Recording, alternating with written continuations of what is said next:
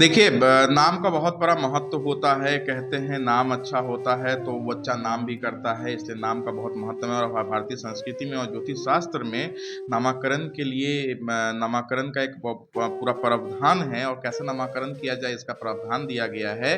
तो अक्सर अक्सर नहीं, जो जैनून ज्योतिषीय परामर्श, ये मैं कहूँगा कि नक्षत्रों के हिसाब से न, क्योंकि नक्षत्र जो होते हैं, जिस नक्षत्र में आपकी पैदाइश होती है, जब बच्चा पैदा होता है, जब हम आप पैदा होते हैं, तो हम लोग किसी एक पार्टिकुलर नक्षत्र में होते हैं और उसी नक्षत्र का चलित्र लेके पैदा होते हैं।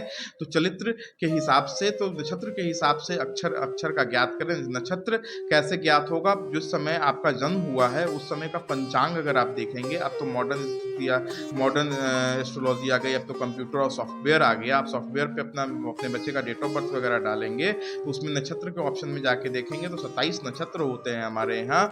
ज्येष्ठा, मूला, अश्विनी, मघा, इस तरह से 27 नक्षत्र होते हैं। तो वो जो है ना, वो 27 नक्षत्र में जाके आप देखेंगे कि उनका अक्षर कौन सा है, उस अक्षर से नामाकरण करें।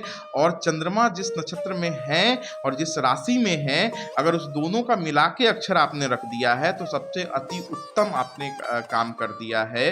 ठीक है, अति उत्तम आपने ये कर दिया है। और हाँ, संख्याओं का जो लेटर होता है ना, हिंदी के लेटर का, मैं इंग्लिश के लेटर की बात नहीं कर रहा हूँ।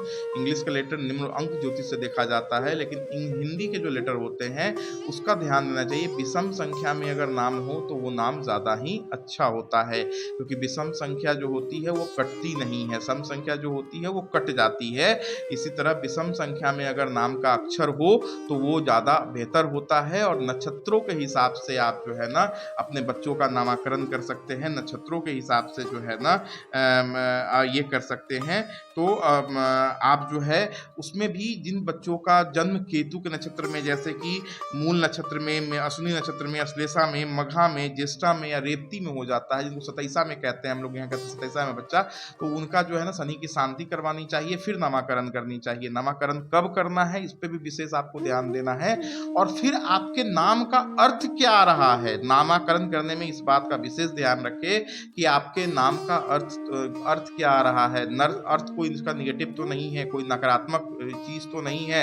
अब मान लीजिए आपने किसी का कुछ ऐसा नाम रख दिया जिसका अर्थ बहुत नकारात्मक हो, तो वैसा नाम नहीं रखा जाता है। हमेशा होप, जैसे कि मेरा नाम आलोक है, आलोक का मतलब प्रकाश होता है, तो एक होप है, एक प्रकाश है, एक रोशनी की बात हो रही है। रोशनी मतलब सत्यता की बात हो रही है।